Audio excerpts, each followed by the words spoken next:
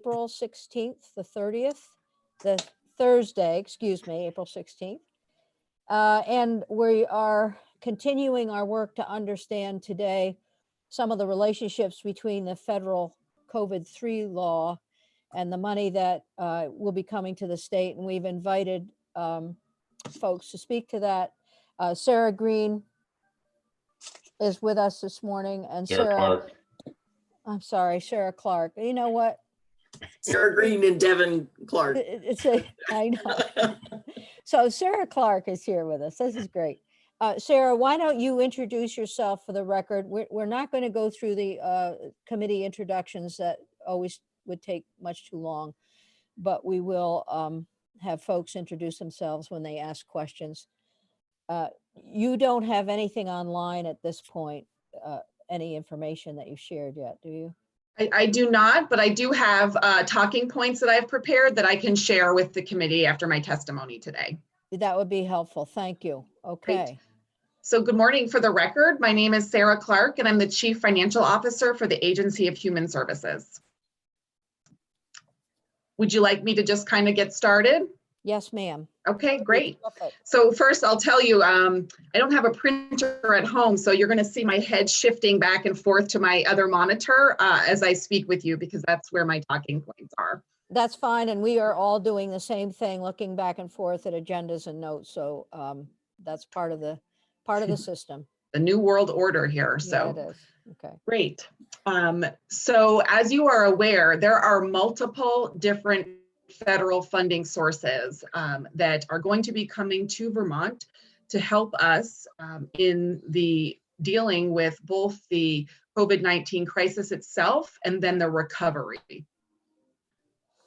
To date, there have been 3 relief bills. I understand that there is a 4th bill that's being contemplated by the US Congress. And we've been working to kind of get our input to what would potentially be useful in that bill on top of what we've already received. But for the funds that we've received, it goes the gamut between having specific guidance from the federal government about the parameters of the funding to we're still waiting for some additional details to really be able to fully understand how we can best utilize those funds. In addition, at a high level, we don't have the actual awards for some of the AHS specific grants yet. We do in some areas, but not in all. And so we just are kind of continuously evaluating the available funding streams to AHS. But until we have more specific guidance, we are making some assumptions on how to best proceed. We've been working closely with Commissioner Gresham and Finance and Management in terms of understanding all of the federal funding that could be available to both AHS and all of state government. Towards that end, we've established, at least for now, preliminarily, what would be a funding hierarchy of how we would and when we would access the federal funds, because there are multiple different sources. And so I'm going to kind of run through with you as of today what we believe the hierarchy of funding would be.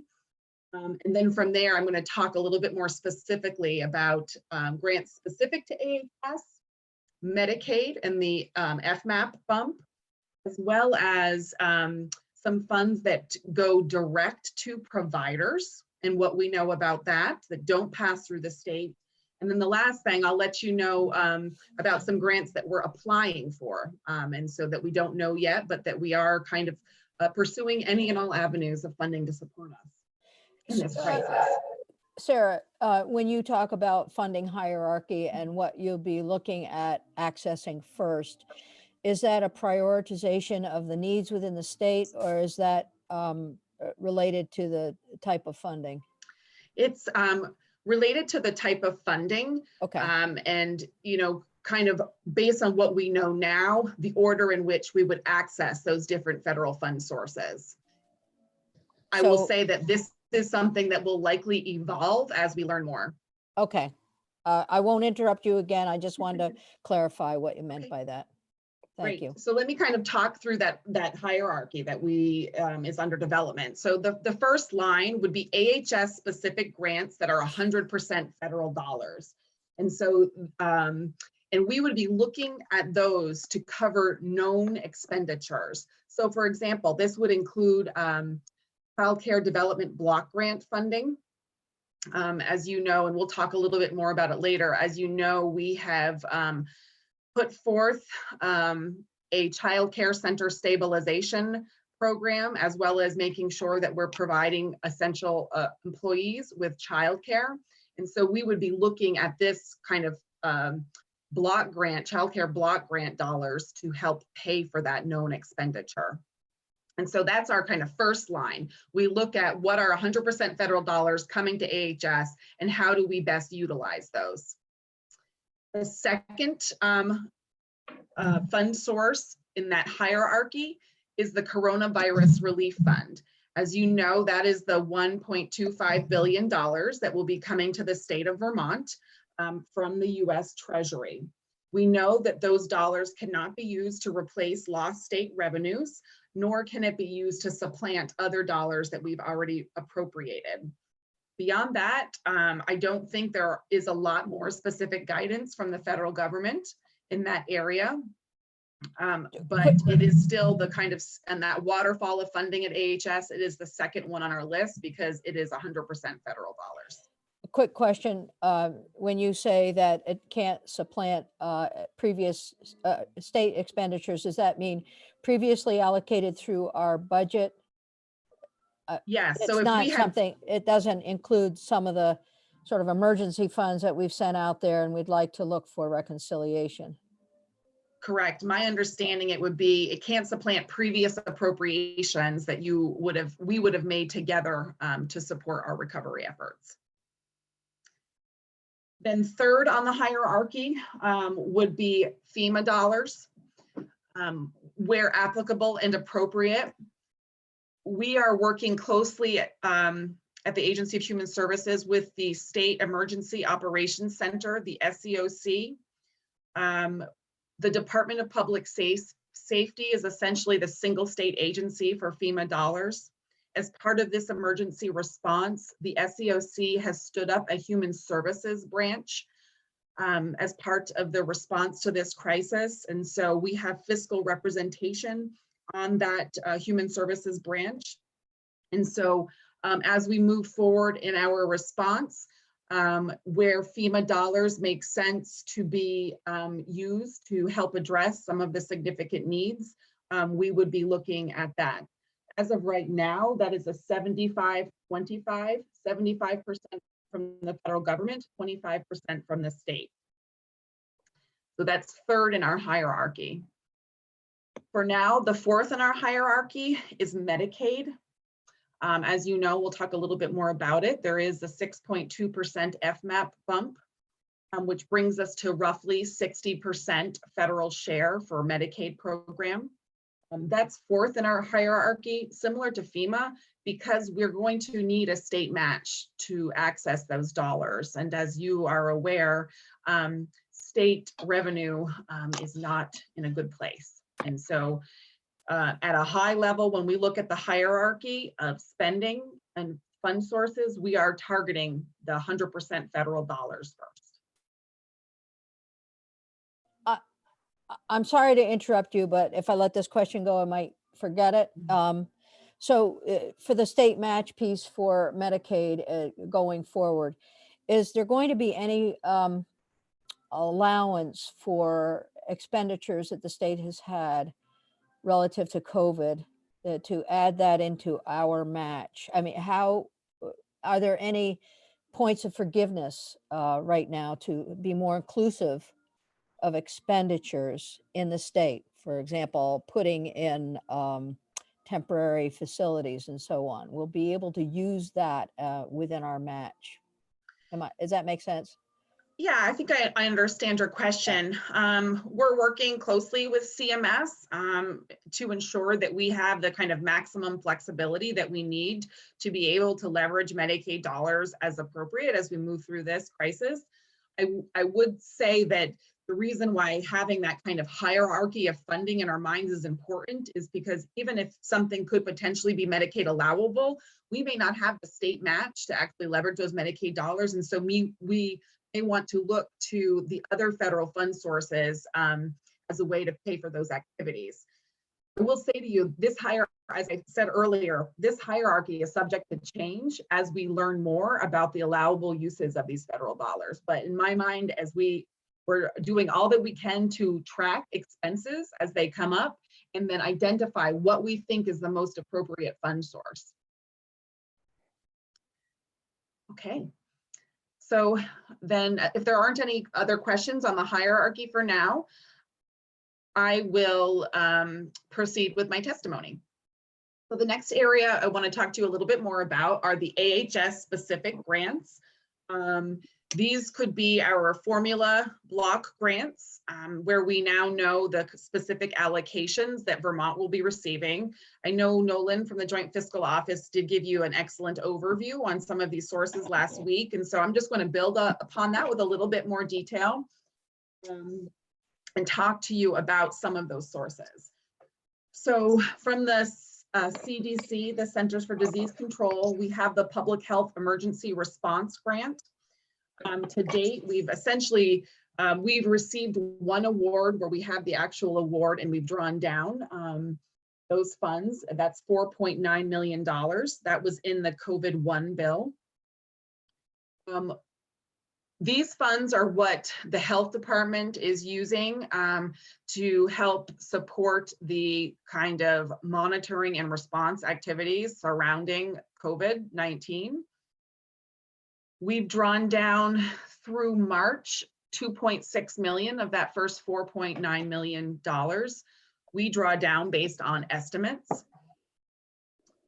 We are anticipating that we're going to fully expend this initial $4.9 million by roughly mid-April. So kind of where we are now, but due to the timing of the accounting systems, it typically, it takes time between when we spend the dollars and when we draw the dollars down. But essentially the note for you to take away is that we will spend $4.9 million essentially through mid-April where we are today. We are anticipating another $5.4 million from the CDC for this Public Health Emergency Response Grant. We don't know yet when we'll receive that award, but anticipate that it will be shortly. Those funds were appropriated in the COVID-3 legislation at the federal level. So all together, between those two tranches of funding, we have roughly $10 million associated with the emergency response grant. We do expect that we will fully draw down that $10 million by the end of this state fiscal year, by June 30th, based on our current tracking of rate of expenditure at the health department. We actually think in total, by June 30th, we will spend $15 million. Okay, so that's going to leave about roughly, based on our projections, a $5 million shortfall. So this is where that funding hierarchy that we talked about earlier becomes important, because in my mind, unless we receive an additional installment of emergency response grants, we would look to the Coronavirus Relief Fund to make up that difference. So that's kind of the Public Health Emergency Response Grant. The next, and Nolan spoke with you a bit about these last week. We received some funding, 2 different tranches for congregate and home delivered meals. These are funds that go to the Department of Disabilities, Aging and Independent Living. 2 awards, one for $1.2 million that we have received. And we are actually in the process of spending. We've done an excess receipts request, which is a mechanism that the departments of state government have to access spending authority for specific grants, kind of outside of the legislative cycle, with a report that comes to the legislature that is required. And then we are anticipating another $2.4 million will be coming to support congregate and home delivered meals. There's also funds going to Dale, family caregivers and supportive services. We've received for those 2 programs, roughly $1.5 million in awards to Dale. And the expenditure of those funds is also in progress. I spoke a little bit about this earlier. There's the Child Care and Development Block Grant. Vermont has received $4.3 million from this block grant to aid in our response. We are using those funds to stabilize the childcare system and ensure that we're able to provide childcare for essential workers as we move through this crisis. Again, this is another area where the hierarchy of funding is important because we've received 4.3 million. We know that our costs are likely going to be higher. And so we would be looking to the Coronavirus Relief Fund unless we receive additional childcare development block grant dollars. LIHEAP, the Low Income Heating Energy Assistance Program, has also received funding from the federal government through the block grant process. We've received $4.1 million. We don't actually have the award letter on these LIHEAP funds yet, but that we would anticipate using these funds to extend the crisis fuel system, purchase wood, and pay for unpaid utility bills for individuals impacted by the COVID crisis.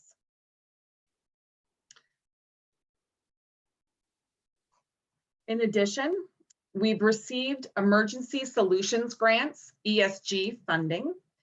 These are funds that go to support essentially the homeless population and providing them shelter. There was an initial award released of $4.6 million that has essentially now been cut in half. So these are funds that come from HUD. Though the initial award of 4.6 is probably what Nolan updated you on last week, we have since learned that HUD is only distributing 50% of those funds to states at this point. So Vermont now has $2.3 million at our disposal.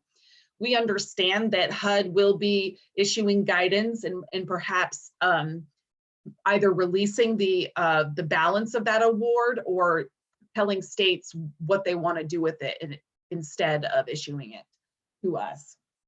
So the kind of bottom line is we have $2.3 million and hope to have more, but that is still unknown.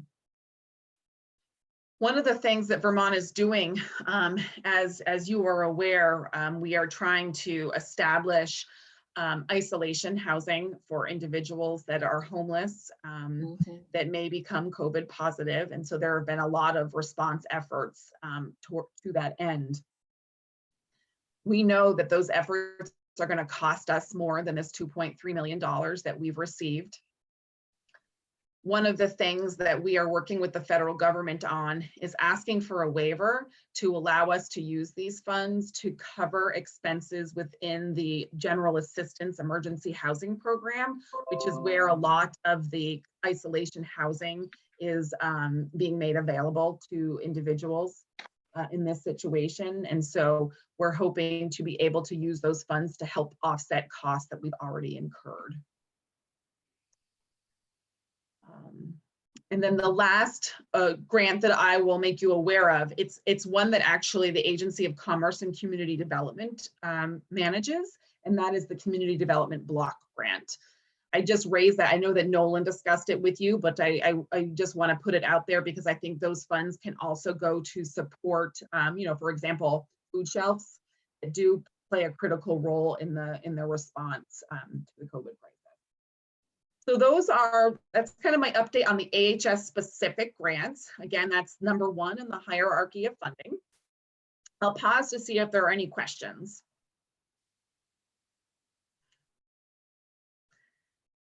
Oh, I see questions. Okay. Question from Senator Ingram. Go ahead. Thank you. Thank you. Yeah, actually I have two questions. So it sounds kind of like the COVID relief money, the 1.25 billion is sort of the backstop for funds if we're overspending some of the other grants. Is that right? Is it sort of unrestricted in that sense? Yes, to our knowledge, from what we've learned, that is outside of the two big exclusions, that is supposed to give us flexibility. I am always cautious though, because we don't have a lot of the specific guidance yet. And so this situation may change, but that is how we're thinking of it for now. Okay, okay.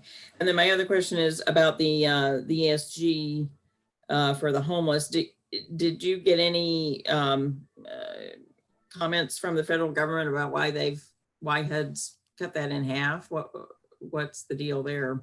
Yeah, to my knowledge, we're still waiting to understand why they did that and when or if they will release the second half of that funding. Okay, thank you. Yeah. Any other questions? Okay, so those were the AHS specific unencumbered. We'll call them unencumbered. Yes. Okay. So why don't you go ahead with the next Okay, part great. of the hierarchy? The next thing, so I'm not going to talk much more about the coronavirus relief fund. I think that really will be something that will fall to the agency of administration working with the legislature in terms of how those funds will be accessed and prioritized. So just to let you know, Joint Fiscal Committee, and we have three members sitting here today who are on Joint Fiscal, is working very closely, I think, with the administration on this one. I also think it's very important to hear what you have to say, and any of the recommendations that our two committees sitting here today can help make, so that those funds are used as effectively as possible. We've heard a lot of testimony currently from people out in the real world, away from some of us, and we want to make sure that that money gets deployed to help the best way. So we'll stay connected on that one. Yeah, that makes a lot of sense. Okay, good, thanks. I'm also I want to kind of acknowledge the hierarchy. The third one was FEMA. I'm not really, to talk in any more detail than the high level that we have today, just so you know that we're plugging in on all the right places so that we're going to maximize those FEMA dollars to the extent it makes sense. So I will talk a little bit more about the Medicaid Enhanced FMAP. As you know, we received a 6.2% bump, which brings us to a roughly 60% federal participation on Medicaid. The estimate for what that means from a dollar perspective for the last 6 months of this state fiscal year is roughly $38 million. That is just an estimate based on budgeted numbers. But as we kind of move through the coming weeks and months, that estimate gets more solid. We'll know more. So for example, we file our federal report with the CMS April 30th. And so after that, we'll know more in terms of what those actual dollars were for the first quarter. And so you can expect an update from me if that's something that you would be interested in. If you include the FMAP bump on the Children's Health Insurance Program, CHIP, that's another $378,000 of savings for the last 6 months of this state fiscal year. And that's, I think as was also discussed at the Joint Fiscal Committee meeting, the Agency of Administration is preparing a FY20 Budget Adjustment Act supplement. And so I think that as we, as an administration, work on that information to bring to the legislature, you're going to see the kind of impact of this Medicaid FMAP bump in that information.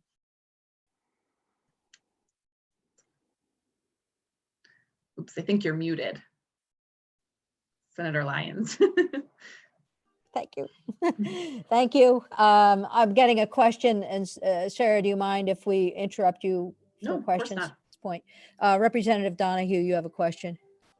Thank you. Yes, I just wanted to clarify then, the FMAP bump is not tied to the restriction on replacing existing revenue. Is that right? So that difference can help backfill existing budgeted Medicaid. That's exactly correct, Representative Donahue. Yep. Do you want to clarify that for everyone briefly, Sarah? Sure, yeah, I can do that. So basically what that, for every dollar of Medicaid that we spend, we are essentially getting another 6 cents from the federal government. And so that additional federal revenue frees up state revenue. And so it's, it will, I think, be part of how, as a state, we address the kind of rapid decline in state revenues that we've seen from the economists. I see Senator Cummings has a question. You're muted, Senator. Okay, I'm We're, unmuted. we're still learning. We're still. Oh, okay. I'm starting to become concerned and wondering if anybody is thinking we've required that insurance companies cover the cost of COVID testing and treatment. My sense that one person on a ventilator for a couple of weeks is probably pretty expensive. Is anybody starting to pay attention to the potential impact on health insurance rates next year? Senator, that's a good question. We'll let Sarah answer, but I do know that I had a conversation yesterday with Senator Westman about this, and I think that either individually or collectively, our two committees should speak with the Green Mountain Care Board regarding Yeah. that issue, because I think it steps outside of the work that perhaps AHS can do. But Sarah, I'll let you respond to that. But yeah, Yeah, no, I agree with that assessment. I think it's an excellent question. And I believe there have been conversations, but they're not things that I have participated in. So I think, directing that to the Green Mountain Care Board is an excellent step. So, and just as an FYI and a heads up, I'm looking to try to fit that in sometime next week, at least a beginning conversation. And I did talk with House members, Bill Lippert and his team yesterday about trying to fit this in. So we'll look for a spot when. Yeah, just to say, I also spoke briefly with Susan Barrett this morning, and they are also, I think, as we speak, are releasing a memorandum to us about a broad number of issues, but they are prepared to come before us next week or the following week as Good. when we can. All right, schedule. that's great. Yeah. So, and I wanted to say thank you to Senator Westman for stirring this up again. I know it's been on the minds. Some of us have had it on our minds for a while, but thanks. Thank you all. All right. Sarah, any other questions? Sarah, do you want to, you can weigh in on that one again or not? And Nolan, did you have a question? No, okay. And then keep going. Okay, sounds great. So the next part of my testimony, I'm going to talk a little bit about federal funds that are direct to providers. So they do not pass through the state. So the first is from the Health Resources and Services Administration, HRSA. They have released two different pools of money that go direct to health centers. There was an initial $683,000 awarded in the COVID-1 bill, and then another $8.7 million that was awarded in the COVID-3 bill. And so that those funds provide significant support to our health centers. In addition, I'm sorry, can you define health centers for us? Because as soon as you say that, some of us think of FQHCs and others Yes. think of hospitals. So just that would be helpful. So I believe it is the FQHCs, and actually as part of Nolan's testimony last week, he distributed to you the list of where those funds will go by provider. And so I can include that when I send you my talking points as well, so you have it all in one place, but that it is very helpful, and the timing was very useful to Vermont to have those funds come through. So, okay, the next in the CARES Act is the Provider Relief Fund. So this is at a national level, $100 billion in relief funds to hospitals and other healthcare providers. that the Federal Health and Human Services Agency will be administering. Those funds can be used to support healthcare related expenses or lost revenue attributable to COVID-19, and also to ensure that the uninsured Americans get testing and treatment for COVID-19.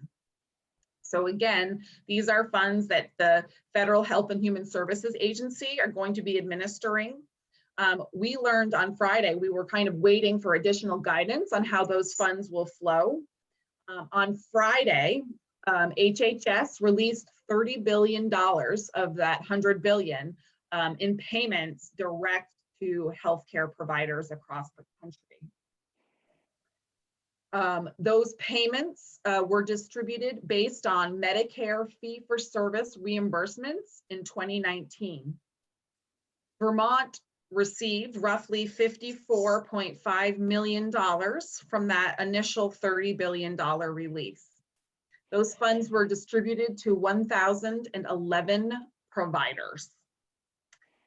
It's important to understand that these funds do not need to be repaid to the federal government. They were direct payments. So one issue that we understand about this one is that because it was determined on Medicare fee-for-service and not our all-payer program, that payment actually is lower than we would have expected had it been calculated differently. That is correct. Yeah. And we are working with the federal government to Okay. try to resolve that issue. Okay, so directly with CMS on that, Yeah. Health and Human Services. oh, HHS. Okay. Yes. Okay, thank you. And so that still leaves $70 billion in that $100 billion. The administration, the federal administration, is working on how those funds will be distributed. I think because the first tranche of funding went out based on Medicare fee-for-service payments, it left out like children's hospitals, or if you're primarily a Medicaid organization. And so I think in this, when they distribute the 70 billion, they're working to address some of those, let's say, inequities in terms of how that initial tranche was distributed. And so no additional guidance right now on that 70 billion, but hope to have that in the next couple of weeks. So that's kind of it for the section related to federal funds direct to providers. The next, and I don't know if there's any more questions in that area. I do have a question. Sure. When we talk about direct payments to providers, and know that this one is really more for our hospitals, what will we be seeing as you're going forward, or within the CARES 3 or possibly CARES 4, to your knowledge? We'll be looking at any independent provider support. So I believe, though, it's one of the things, there was a call with HHS on Friday, and one of the questions that states were asking is, how do we know who received those funds? And so as of Friday anyway, they were still trying to figure out if they were going to be communicating more publicly about who received the funds. And so there could be, since it was based on the Medicare fee-for-service payments in 2019, it went to 1,100 providers. So it's obviously more broad than hospitals. But from where I sit, to my knowledge, I can't tell who received those funds. Which is definitely something I'm interested in, because as you know, we in the state are doing what we need to do to stabilize the system.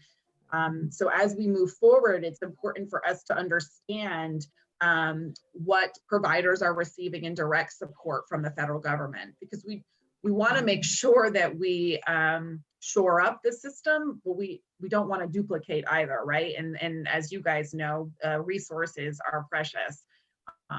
Yeah, and as we look at who we are and how our system works, the extension to some of our DAs and our SSAs, and it does get more complicated. And then knowing that we have especially in rural parts of the state, we've got some independent providers who are so critical right now to care. So anything you can do to help us understand what's available and what's going on would be really welcome. So Sure. Okay. Let me, and I apologize. I don't know if you've had any testimony on some of the efforts that the state has put in place. I can maybe give you a high level on that if you're interested. Yes. we've had a Okay. little bit. So let's, we'll circle back to that. Okay. See where we get to. Okay. me So let just- me, Let me I- just see, is there another, Bill, you go ahead. Well, just to say, I would be interested in having us hear that if we can do that. Okay. But also, when you talked about some of the money from HHS being available for covering uninsured, is that the language that you used for uninsured? yes. Is that strictly uninsured? And also, did you say COVID testing and treatment, or just testing? Testing and treatment. Okay, thank you. But so that this is these are talking points that I pulled from the HHS's website. And so Right. one of the, with this 100 billion, they're also wanting to ensure that hospitals and other providers use these funds to help them treat uninsured individuals and test uninsured individuals for the COVID-19. One of the phrase you used was uninsured Americans, and so that Yeah. might. That was a quote from the website. I copied it. the language exactly. Yes, we understand Right. without going into discussion. Okay. And then also, when we're talking about hospitals, are we, how broadly is the definition, what is the definition, or do you understand? Maybe this is too much detail at this point, but hospitals often in some communities, it's not just an inpatient program, it's programming for substance abuse, or in some cases, primary care practices that are playing a critical role, et cetera. Do you have any sense of that? I'm probably not the best one to respond to that. I mean, I Okay. think I'll go back to, like, it was really formula based in terms of how they released that first $30 billion on their Medicare fee for service. So I would assume any provider that received Medicare fee for service reimbursements in 2019 was on their Okay. list. Okay, because that is that broad list of providers, right? Right, which puts us at a disadvantage because so much of our payment reform is Mhm. our all payer program. So truing that up, I think, becomes really important. Correct. Back to you, Sarah. Okay, great. So then the last area that I wanted to talk about was there are a few grant opportunities that AHS has either submitted applications for or is in the process of submitting. And so I'll talk to you about those two right now. And I expect that this will be an ongoing process as these opportunities become available. So one is from the Substance Abuse and Mental Health Services Administration, SAMHSA. They issued an opportunity for emergency grants to address mental and substance use disorders during COVID-19. States are allowed to apply for a maximum of $2 million. So on Friday, the Departments of Mental Health and VDH through ADAP submitted an application to SAMHSA for $2 million. And so I anticipate that we'll hear back in the coming weeks whether we were successful in that application. But essentially, it would be funds to expand the current mental health emergency services program to include access to SUD specialists and tools to assist with this crisis. Do we know how that our allocation is determined? No. Okay. The guidance that they issued, they're going to distribute the funds. And if they're through this kind of initial application process, and if there's funds left over, I think they'll continue to receive applications. from states. Well, I'm thinking about how they made the determination that we get $2 million. It just said the maximum that states could Oh. apply for was $2 Any million. state. I Yeah. got it. Yeah. Okay, sorry. So- All right. Yeah. Thank you. And then the other opportunity is with the Department of Justice, Office of Justice Programs. This is an application that the Department of Corrections is working on with the Department of Public Safety. And it would provide funding to help in the response to the coronavirus crisis. It could cover things like overtime, equipment, training, and funding used to help address the medical needs of inmates. And so we're working in collaboration with public safety on submitting an application. How much money is in that one? That's is that part of the same? No, it's different. It's different. I can tell you, because the funds would be split between public safety and corrections. I know that what we put together was about a $700,000 package. But I don't know yet what will be awarded. That'll be interesting to see how that sugars off. Yeah, Yeah. it will. And so those are just kind of two of the opportunities that I know of now. I believe there's another SAMHSA one that will be coming down the pipeline shortly that we will be pursuing. So that's kind of it for my formal talking points. I will share this document with you so you can have it to go back to. And then I'll always follow up with questions if you have.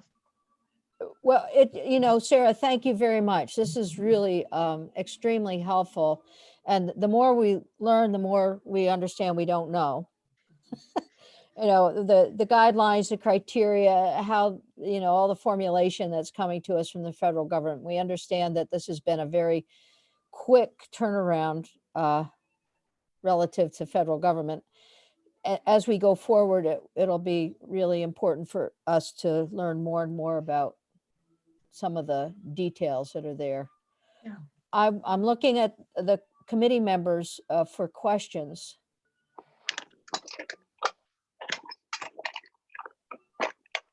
Nolan, did you want to weigh in anything or have a question for Sarah?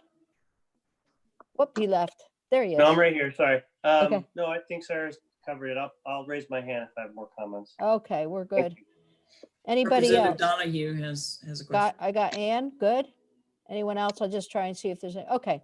Representative Donahue, go for it. Thank you. I just wanted to check in terms of the mental health and the corrections grant opportunities. Does that include potentially reimbursement for supplemental salary enhancements for working with people with potential COVID-19 or ACT? So those specific grant applications did not include supplemental pay. I can tell you that we are working on proposals to provide supplemental pay. I mean, that's a really good question, and it sort of goes through all of the money that's coming to us and how, if any of the grants or monies that we're receiving can be used for supplemental pay. Yeah, I will say, so I think you're familiar that the state negotiated with the union for some supplemental pay for 24/7 facilities, $1.50 an hour additional, as well as for employees that will be working with COVID positive individuals face-to-face, 20%. And so I understand that kind of the intention for how we would fund those increases from the state's perspective is the coronavirus relief fund, that 1.25 billion. And so in my mind, as we kind of move forward and figure out where else we need to provide potentially supplemental pay, that we would likely be looking to the coronavirus relief fund. So then that would include, we've heard so much information from our designated agencies and others about the extraordinary work that's going on and thinking that there's some hero pay. We call it hero pay. We can call it hazard pay or hero pay. But so that those folks are also going to be looking for some, at least reconciliation. And so keeping tabs on all of this becomes important. I know, for example, Washington County Mental Health, Howard Center, and others have been reporting in to you, I guess to you and to others on what they're using. Do you have a sense of that right now and how that's going? I don't have a sense in terms of the dollars that they've spent. I know that Commissioners Squirrel and Hutt are in very frequent conversations with the leadership for the DAs and the SSAs. And so, as I said, we have also been working very closely with them on a package to help support them in their very important efforts. And I would expect that that there will be an update available to you very shortly. Good. Well, we'll look for that. We'll actually ask them to provide that. Yeah. What comes to mind while you're talking about this, and especially the 1.25 billion, is what priorities or hierarchy have you set for that 1.25? It sounds like there's a lot that's coming out of it right now, which is a good thing. We need it. But what has the administration collectively looked at priorities for that fund? I think kind of similar to Commissioner Gresham's testimony at the Joint Fiscal Committee this week, the administration is really still working hard to kind of understand the allowable uses of that fund, and wants to work closely with the legislature on how we will prioritize them. From the AHS perspective, I'm trying to track the dollars that I know we're spending, and identify the coronavirus relief fund as the potential mechanism to pay for them. And so I'm in close conversations with Adam about what we're spending, what I think we're going to need to spend. But I expect that over the coming week, there'll be more kind of mobilization between the administration and the legislature on that. That's great. That's good to hear. And I know it's difficult, but I know that both the House and Senate committees have been hearing testimony and trying to sort out our priorities as well. So, and I know that Representative Lippert and Senator Cummings and Senator Westman are very much engaged in the process. Mhm. Any other questions? Senator Cummings, did you have a question? No, Okay. Anyone else? Senator McCormick, did you have a question? Okay, I see hands go up, but I don't know whether it's for a question or not. no, I was turning the video back on. All right, well, you're good. Thank you. I'm going to turn the audio. All right, So, Senator we- Lyons, I have a question. So, go for it. Sarah, you said at this point you do not have the list of what was it, 1,100 providers, Yeah. Mhm. and what they've received. Could we request that as soon as that is made available to you, that you make it available to us as well? So Yes. that we have some sense of that. Yes.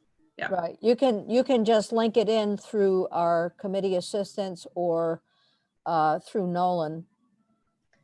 And keep in mind, there is a chance that it may not be something that eventually is publicly available. When we spoke with HHS officials on Friday, I don't think it was clear yet, the path forward. Of course, that was almost a week ago, so I'm sure there's been additional thinking. Well, then why don't we do this? Why don't you send it through Jen Carby and Sure. Nolan and Bill and myself? Yeah. That'd be good.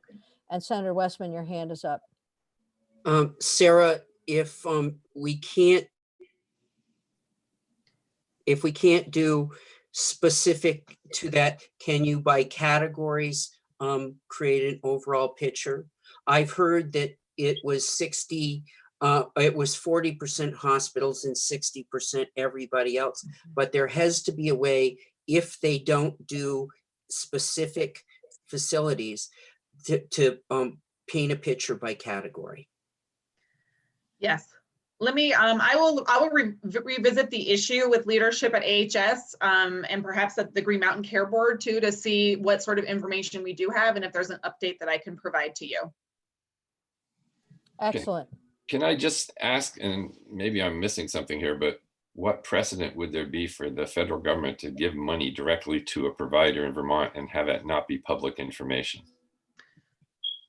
So I think, and I'm not an expert, and maybe I think you said that Devin was coming by later. I think because of it's calculated based off of their Medicare book of business. I Right. think that there are some concerns from providers about that being public. So again, it's not an area that I'm an expert in, but that is kind of what I heard on the call Okay. on Friday. But that's a good point. Still strikes me as completely outside the realm of public disclosure that the federal government would be so good as to give money, but to not tell us who they're giving it to. Well, I'd like to get some of that. Okay. Devin Green, you just showed up. Do you want to add in a comment here? Sure. I mean, I think part of it may be because everything happened very quickly, again, which is why we think that there was an issue with the all-payer model calculation. We heard Thursday night that they were still trying to figure out the formula, and then Friday morning, people were getting checks in their bank accounts, and they didn't know where money was from. It just had a tagline that said HHS, and so everything was happening very quickly. Well, I and we're missed my yeah. check. Sorry, Bill, go ahead. It's just that I missed my check. I didn't get one. Okay, so it's all very clear. And its lack of clarity. Any other questions? So Sarah, you can see that we're very appreciative, Yeah. extremely appreciative of what you're bringing to us and your continuing work. And we'll be calling on you again. Just keep us posted if you think there's information that we should have. As I said, get it to us. That would be helpful. Will do, and I will follow up with my written testimony. Excellent. And we'll make sure that our agenda keeps some room. This is going to become, at least for the Senate Health and Welfare, the funding piece is going to be extraordinarily important to us, and how we prioritize so that we can communicate with joint fiscal and then ultimately with our appropriations folks. So our role will become advisory, but we're seeing that role as extremely important. And I think that probably goes, Bill, for I your would say committee. that goes without saying that the same Yeah. is true for the House Healthcare Committee. Yeah. And I think that we in our conversation yesterday anticipate having some additional fiscal briefing for our committee separate from your committee, since you were ahead of us on one point, and so we're looking to do some more of that as we move forward. Yeah, we'll eventually we'll meet at the junction. Yeah, I think we're getting close to there. Actually, Sarah's testimony is very helpful today, and I think Yeah. it's pretty. I appreciated your going through in some level the detail that you did. I think it won't. We'll be able to follow it quite easily. Terrific. well, Okay, thank any you. other questions? We actually, in the spirit of the Senate Health and Welfare Committee, we have 4 minutes. And what I would like to recommend is that we take a 4-minute break and come back exactly at 10:30 and renew our testimony. So thank you. Senator Lyons, am Hi. I correct in understanding that when we're on break, we are still on live feed? Yes, we are. If you So mute, people should mute themselves so that we're not live feeding things during the break.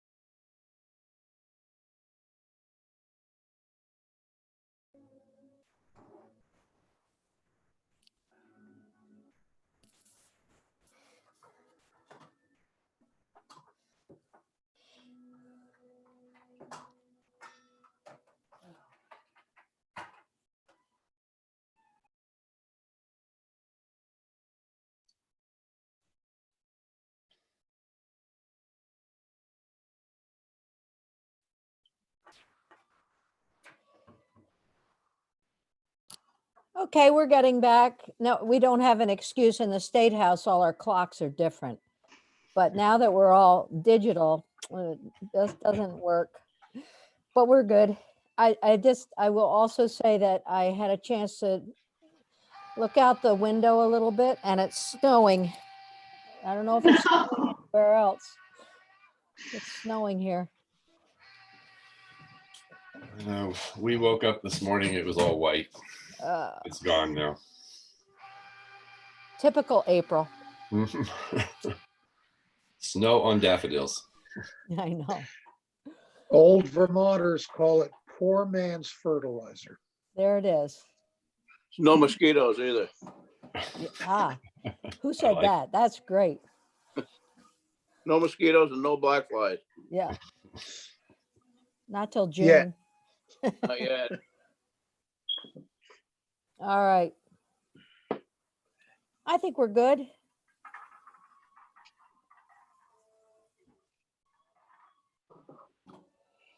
So, one of the things that we've gotten very concerned about, we have been concerned about the entire time, even pre-COVID, is the financial health and stability of our hospitals. And I know that we've all taken testimony since COVID on what's going on with our hospitals to help out and catch up, but we also know that that is putting a significant strain on many of our community hospitals, not just all of our hospitals. So I'm going to ask Devin if you could. Devin Green is here. I got the last name right this time, Devin. If we can, Bill, do you want to say anything more at this point?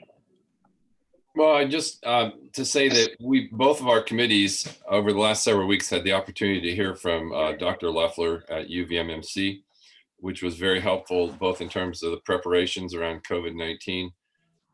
And I think there was a great deal of interest on our committee, and I think both our committees, to hear not just from UVMMC and their extended network perhaps, but from other more rural hospitals in the state. And so I'll just say before Devin starts, if I may, that we had reached out, several of our members had helped to reach out to North Country Hospital, who we will be hearing from later this morning. And we reached out through Devin to several other hospitals, but because of the timing of reaching out, they didn't feel prepared to testify today. But hopefully we will be able to do more of that in the future. So I think some of us are interested not just in both the financial situation, certainly, but also to understand the preparations that have been required and the responsiveness that we've had to COVID-19. So Yeah, good. That's good. And just so you know that and in North Country, just to say that later in the morning we will have both. I think the chair of the board as well as the CEO from North Country joining us. Bill is just the CEO and president of North Country. Okay, fine. That's okay. So Senate Health and Welfare did have an opportunity to hear from. Want to take a little walk on, a little. From, if you're not little speaking, you may want to, appearance? Senator Can McCormick. Senator McCormick mute him? You may want to mute. Okay, Sorry. that's okay. This is all sequestered. So we did have a chance to talk with some of the folks from Gifford this year, and we have met with them in the past. And we're our interests, as Representative Lippert has said, certainly go beyond the hospitals that we've heard from. We're very concerned about Springfield right now. We know that Southwest Vermont's doing a pilot program, and we know that North Country is feeling some pressure. So Devin, it's all yours. Thank you for being here. Thank you for having me. Devin Green, Vermont Association of Hospitals and Health Systems, and I do have some written testimony that's on your website if you want. It was actually kind of nice to feel normal again and do something that I normally do. So thank you for the opportunity to have me testify here. I do want to go through a little bit and describe the hospital landscape right now and the coordination efforts that are happening, then address some key issues, and finally finish with some real appreciation and thanks for all that's happening. So as you know, our hospital system was fragile prior going into COVID-19. They have stepped up in every way imaginable now that we are in COVID-19. As Dr. Leffler testified to all of you, we feel as ready as we could possibly be with this. And what all of our hospitals have done has been establishing incident command, doing parking lot testing, creating new areas of emergency departments. We have one hospital that actually put up a wall so that there was a separate sort of area for people who had respiratory issues, creating negative pressure rooms, moving units, creating alternatives to ICU and ventilation for those hospitals that do not have ICU beds, bringing on other providers to their emergency departments, so cross-training providers, getting them into the EMR system and bringing them on in case the sort of first line workforce gets sick. They can rapidly bring on other providers and have them ready to go. Housing providers who don't want to expose their families, so working with the local hotels for housing for providers. They've been involved in the surge planning efforts, PPE procurement, and as you know, they've suspended non-essential procedures, which has contributed to every hospital being financially precarious because those procedures tend to subsidize more costly procedures, and what we're doing now is certainly very costly. Amongst all this, though, there's been a lot of coordination, which I think just speaks to the nature of Vermont and the accessibility that we all have to each other. Within the hospital community and through VAHHS, we've had calls 3 times per week with CEOs. We have weekly meeting with chief medical officers so that they can share what's working and what's not working in their hospitals. Same for the emergency department directors. We've had regular calls with chief nursing officers, chief financial officers, quality directors, inpatient psychiatric leadership, and community outreach directors. And we have a website forum so that hospitals can share policies and not try to reinvent the wheel. So due to our small nature, we are able to share information easily, which I think is really helpful in this sort of situation. Beyond our own hospital community, we have been working in concert with all of the other provider associations. So we have a daily call at 8:30 headed up by Jill Olson of the VNAs, which we really appreciate. We're able to share policies, sort of have a coordinated effort, have people who have already done some piece of work be able to share other pieces of work with their members and really maximize the work that we're doing for providers. And that's, dental society, VNAs, nursing homes, DAs, it's really the full spectrum, and it's been hugely helpful. We also have weekly conversations with the Vermont Care Partners on dealing with mental health patients or patients who are in mental health crisis, because we understand that similar to nursing homes and other places, our inpatient areas can be hotspots for these sorts of things where it can spread very easily. So we want to pay particular attention to that. We also don't want people spending weeks at a time in emergency departments during this time period. And we have seen a significant decrease in number of people who are in emergency departments, as well as length of time that they're staying. So patients in mental health crisis are still staying 1 or 2 days, but that's a vast improvement from the weeks long or days long waits that we had previously. We've also been working closely with nursing homes and home health agencies, nursing homes, because again, that's primarily where the hotspots may be and are right now, and home health agencies, because there's a lot of value there where we can have providers go into the home and we're able to discharge patients to homes. The state has been an incredible partner throughout all of this. We do daily submissions to their system called EM Resource of all of our available beds, our surge beds, our ICU beds, our PPE, ventilators, all of that information to the state is reported daily. We do weekly calls with Dr. Levine, the Commissioner of the Department of Health. We do daily meetings on surge capacity planning. We've been working with DEVA and the Green Mountain Care Board on our financial issues and having regular meetings with them to keep them updated on what's happening with hospital finances. We do a weekly meeting with DFR for input on all of the bulletins and rules that are coming out, and they've done a great job at quickly getting those things out. We've been working with DEVA and Dale on 1135 waivers. I thought I knew all the waivers that you could possibly get from CMS. Turns out there's an 1135 waiver for emergencies, and they've been really helpful in that area. And that's greatly reduced a lot of the administrative burden that would come with moving patients to different areas or,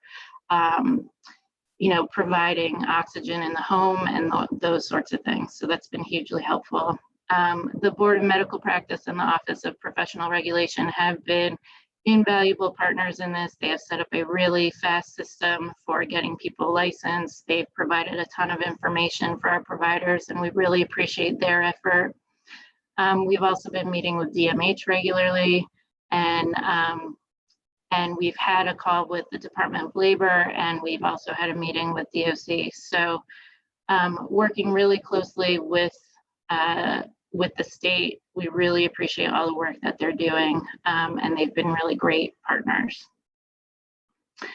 In addition, we are working with the public as well. We've put out 6 PSAs at this point to try to give information to the public. We've done that in partnership with the Vermont Department of Health.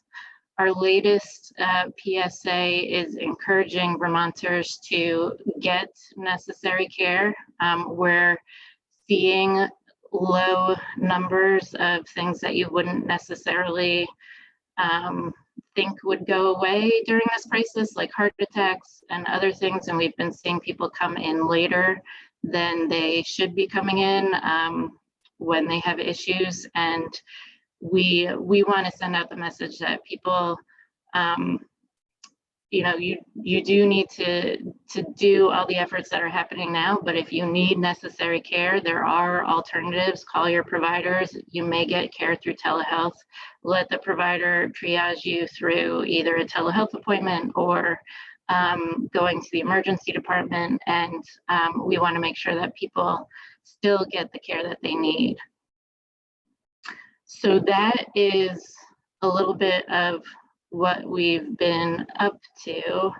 The next piece I was going to hit was the financial picture, but I'm happy to take any questions at this point.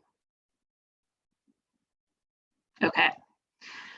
So That was quick. That was quick. No, but no questions. I don't see a hand up. You're right. Go I see for it. Representative Rogers has a question. Oh, go. Denise. Sorry. I was just wondering about childbirth. I know someone who does, she delivers babies at home, and she said she's just been completely flooded with requests for home deliveries, which I understand the reasoning behind that. I'm wondering if that's based on a valid concern about delivery in hospital, or if that might be more fear-based. I was just wondering if you could speak to childbirth and deliveries during this time. yeah, so I think it's possible that is, I don't necessarily want to say it's fear-based. I think it's just hard to decipher all the information at this point and what the best thing to do is. I cannot emphasize enough how much. We are in uncharted territory right now for our hospital systems and probably everywhere. But hospitals are continuing to deliver babies. They're doing it as safely as possible. The thing that we are trying to avoid is non-essential care, and clearly delivery is very essential. So we have all the precautions around that, but I'm not surprised to hear that people are still understandably nervous, especially given stories coming out of New York and everywhere else. Good question, and thank you for that. Any other questions? Representative Donahue? Yep. Sorry, Jenny, I No, it's fine. Go ahead. Thank you. I was just intrigued by one of the things you said, which was that mental health emergency department waits are still there, but down to 1 or 2 days. And it's sort of a two-part. One is understanding why, because that'd be a great thing to sustain. But the other thing is I'm surprised that there's still a 1 to 2 day wait when my understanding is that inpatient capacity is only running at 50 or 60%.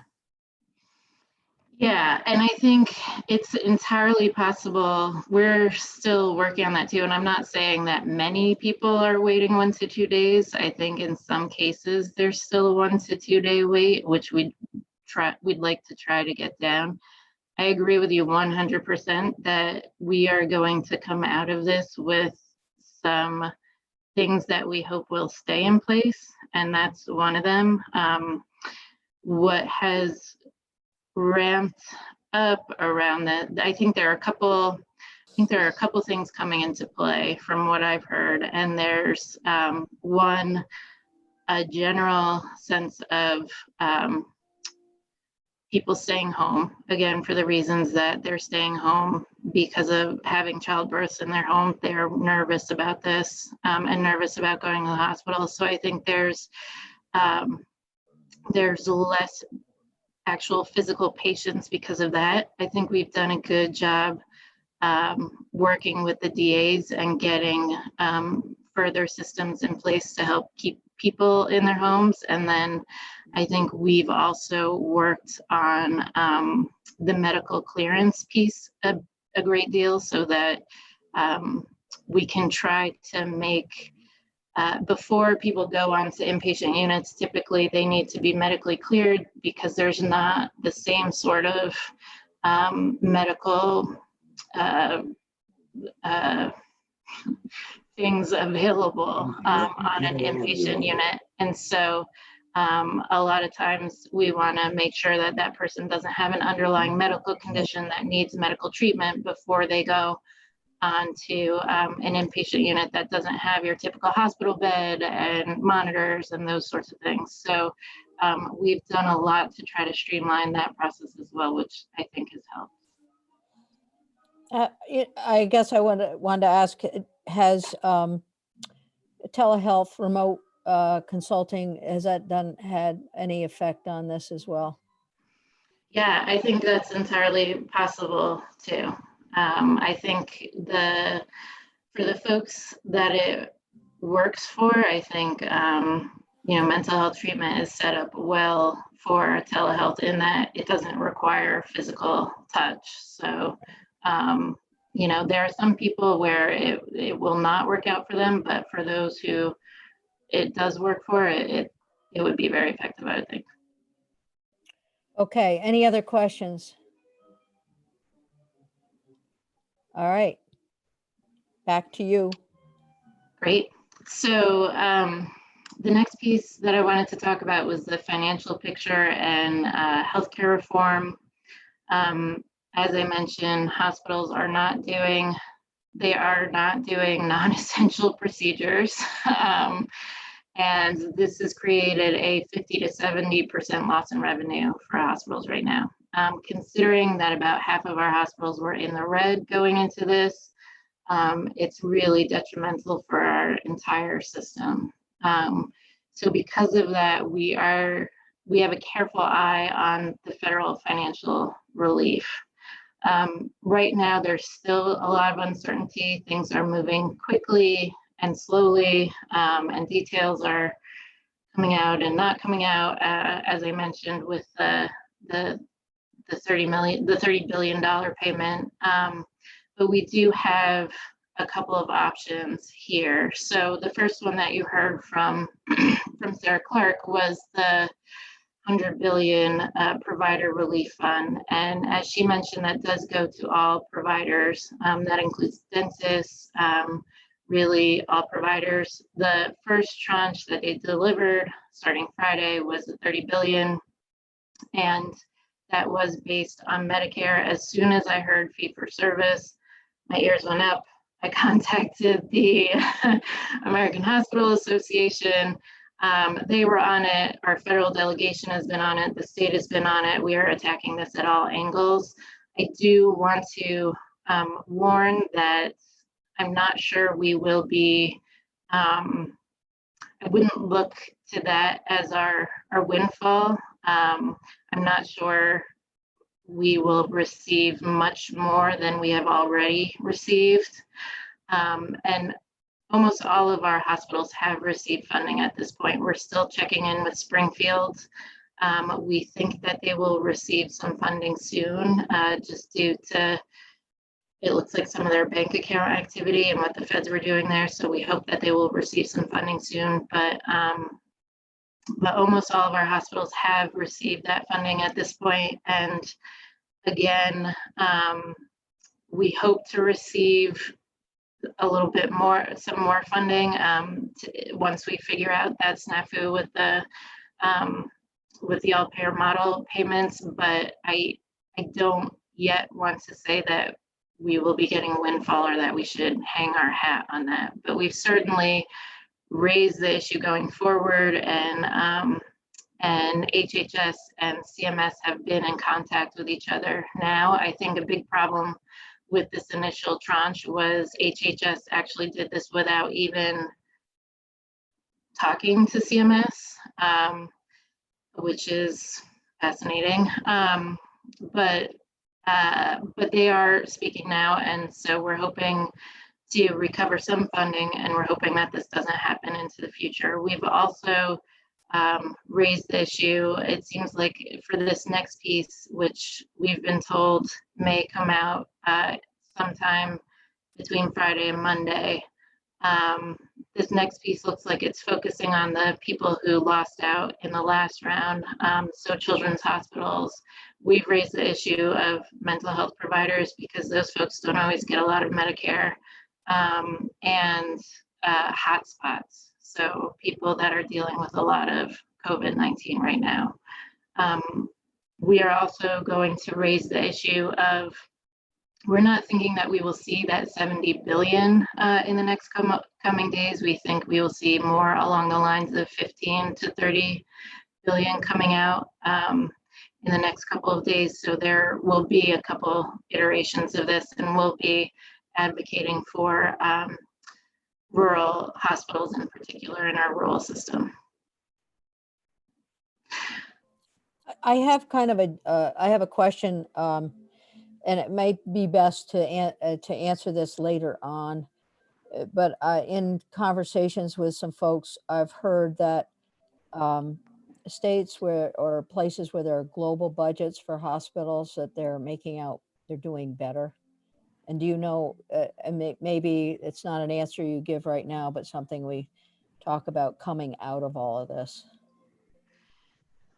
Yeah, no, it would be interesting, especially given this bump that we've seen with the first tranche of federal funding. And we've heard from the Association of Academic Medical Centers that they have also, all of them have seen, the ones involved in sort of advanced payment models have all seen this bump. So I would certainly say that having a steady funding stream and not relying on fee for service is more helpful for hospitals. And certainly OneCare's participation is helpful, but as you know, only a fraction of Vermonters are in OneCare at this point, so it doesn't cover the gamut. so that therein lies perhaps a lesson going forward, and we can improve the number of attributable lives. Okay, well, we'll leave that one for now. There is an accelerated advance payment program under Medicare for hospitals where they can get advance payments. This is a loan program. Many of our hospitals took advantage of this because it was the first program to come out, but there is a caveat to this, which is that hospitals do have to pay this money back, and an interest rate of 10.25% kicks in. I know. Trust me, we are doing some advocating in that arena. So we are hoping to substantially lower that interest rate. Typically, it's more along the lines of a 2% interest rate. We'd like to eliminate the interest rate altogether. Now, granted, they don't have to pay that back. Most hospitals will not have to pay that back for a year, but given how long opening up is looking like it's going to be, that clock starts ticking as soon as you get the funding. And so we are nervous about that source of payment.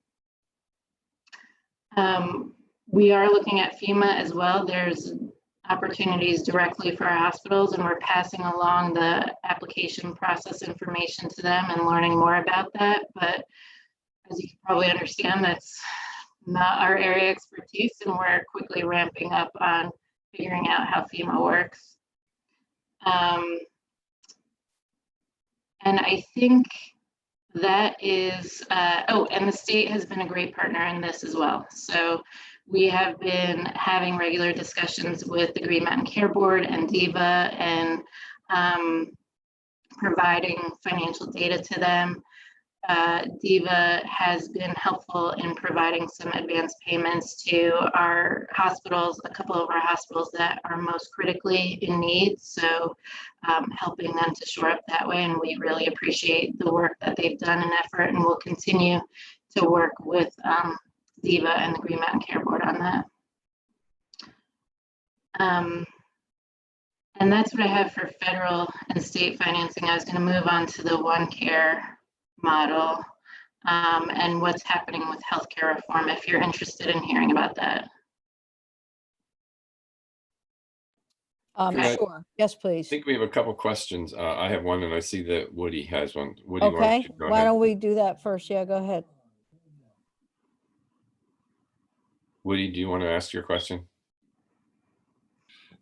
Two questions, and it looks like you're going to be talking about OneCare, but the first one is for the loans for many of the hospitals, have they been suspended regarding payments, or is there an ability for them to suspend their payments during this crisis? And then regarding OneCare, I realize that not all hospitals are involved with that. Why is it that they weren't originally wanting to sign up for OneCare? Because now it looks like from the testimony that we've received, that we may be this may be a great program for a lot of states to follow us in. So I'll just let you talk about it. Yeah, so I think I'm just going to give a to answer your first question about loans to hospitals, I may let Brian answer that one a little bit more, but I assume that hospitals are working with their banks to deal with any particular loans that they may have. I think, this is an unprecedented time, and so a lot of people are willing to work in that area. In terms of OneCare, so we only have one hospital that is not fully in OneCare, that's Grace Cottage. It is a very, very small hospital, and it primarily takes a lot of Medicare. And so Grace Cottage looked at OneCare and was cautious about joining because any swing in their finances or risk that they might take on would really impact them quite a lot. And I think when you look at OneCare, the issue for participating is a little bit on the Medicare side. So we have all our hospitals except for Grace Cottage in the Medicaid piece of OneCare, and that's been working well. I think we have a lot of opportunity to have back and forth with DEVA on that, to check in on how it's working, to set what the terms will be, and so that has been fairly successful. On the Medicare piece, there's a lot more concern because the federal government has not always been as responsive, particularly to critical access hospitals and the accounting that goes into critical access hospitals. So I would say largely any hesitation has been due to the federal government and working with them. I'm hoping that the federal government, one of their lessons learned will be to place more priority in this area and figure out a way to administer this better, because we have seen some issues from their side into this. And then I do want to say that it's not a panacea for this type of situation. While it's helpful to have the cash flow, we are asking for flexibility. We're asking to invoke the exogenous factors clause because this is not, well, it's beyond the scope of what we were agreeing to when we entered into the agreement. And so that is part of the letter that the Green Mountain Care Board and the Director of Healthcare Reform and the state have all written, is to essentially just say this is beyond anything that we imagine going into this, and we will need flexibility around it. We will collect quality data, but we are not going to base financial payout on it because it's going to be blown off the map. So so that's where we are essentially with OneCare's and the all-payer model. We are not giving up on this healthcare reform effort, but we do need some flexibility around it, and we're going to have to chart and create a new course when this is all over. I cannot emphasize enough how extreme and unprecedented this situation is. I usually say we can't do things because we can't close hospitals, and now we've essentially closed most parts of a lot of hospitals. And so it is a totally different thing than we've ever seen. And so coming out of this will be it will be a reevaluation of everything, I think.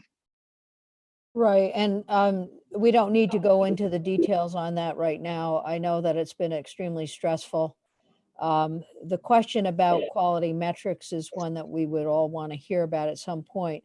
But we did hear from Vicki Lohner at OneCare, who indicated that OneCare has put forth some protocols and metrics for COVID and the treatment of that disease. So at some point, it might be helpful to hear about how, if at all, hospitals are collecting that type of quality data going forward, because this is the first surge. We're no doubt we're going to be seeing additional incidences that we're sitting in right now. But that's a broader conversation, and I'm sure you're already having it.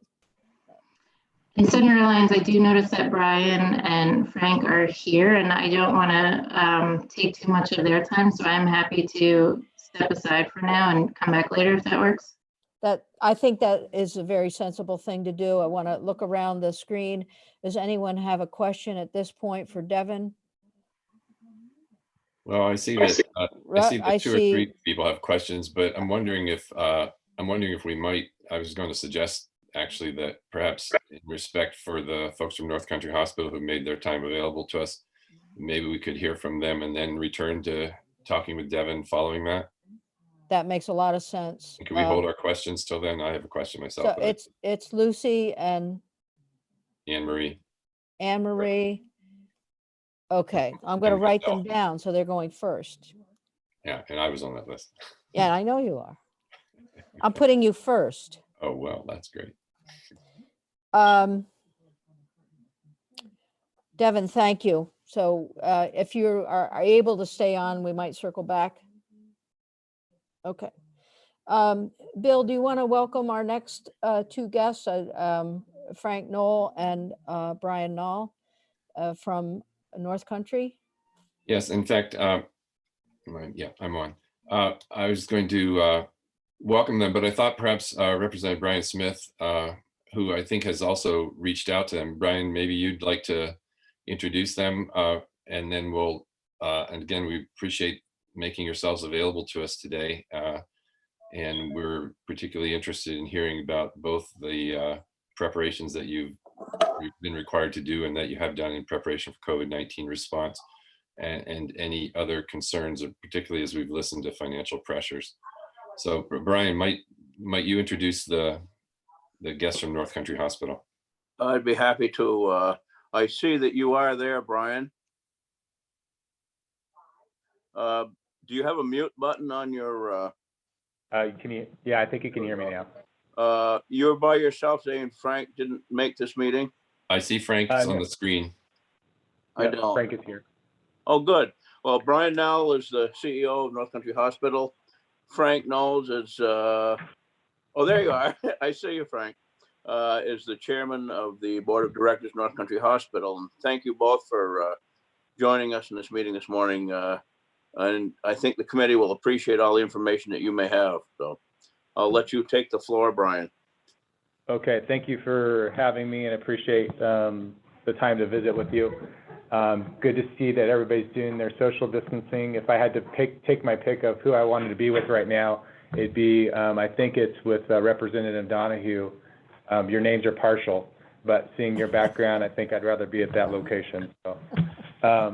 So what I'd like to do is just give you the framework of my time with you and kind of share just briefly about perspective, you know, past perspective, real brief, talk about our current state, what we're actively doing, future state, and then just in closing, what we at North Country Hospital need from you all as our leaders and legislators.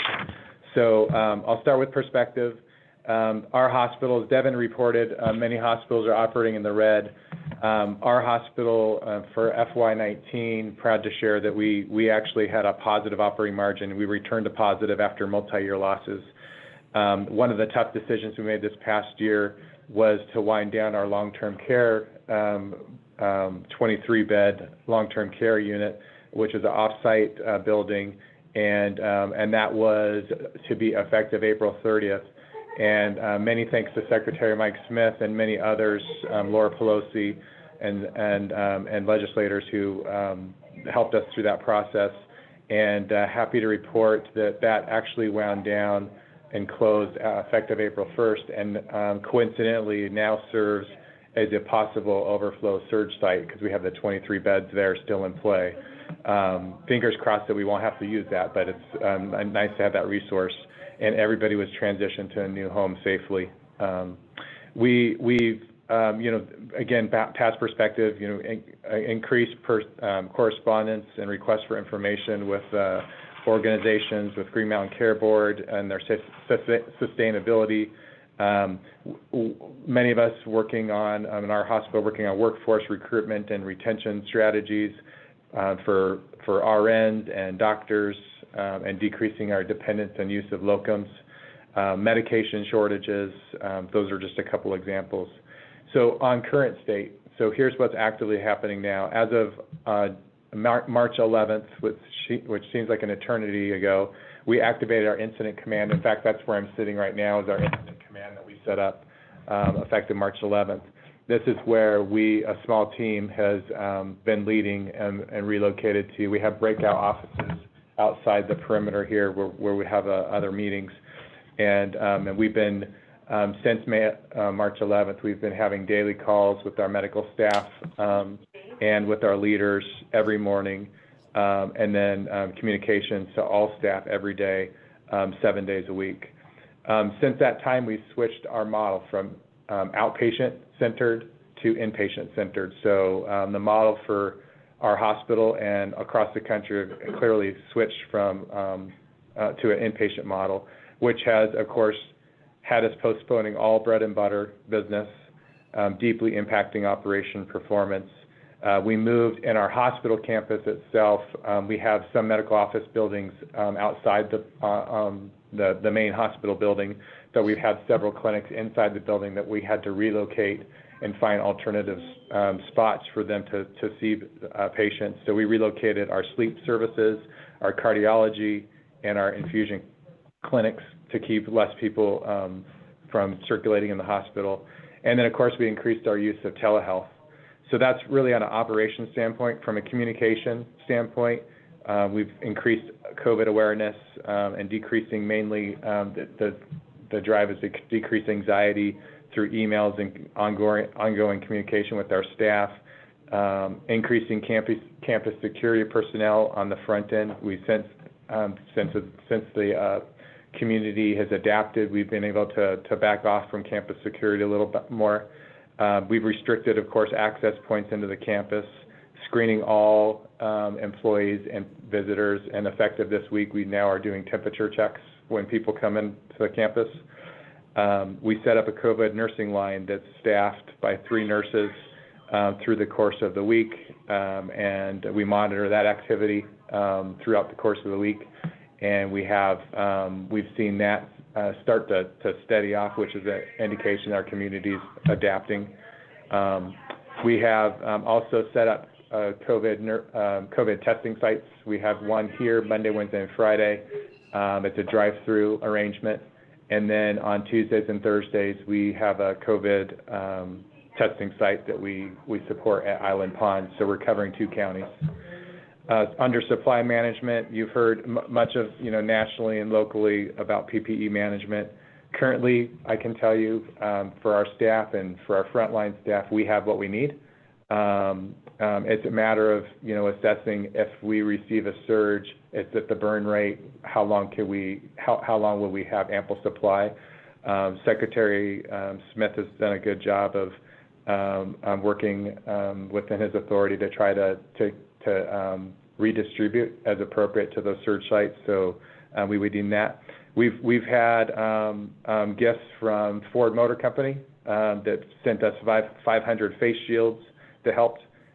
We have the high school and a local partner of one of our physicians that is printing face shields through the use of 3D printers.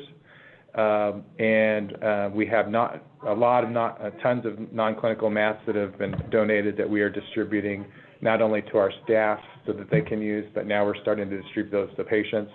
And we've also ordered 10,000 procedure masks through our joint supply chain with the NEA, it's the New England Area Hospitals through Dartmouth.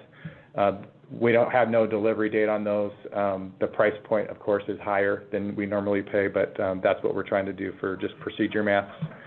And then on N95 masks, we have the supply we need now. We have a fitting station that we put in play and fit our masks. It's just a matter, again, about the burn rate. And medication shortages, that's something that we've been dealing with and currently, so we have a framework that we always deal with medication shortages. Left the meeting. So we on the staff side, we keep clinicians on hand for surge. We've furloughed today, not today, but up to today, the number is approaching north of 145 people. That's about 30% of our staff. We're working with one less vice president.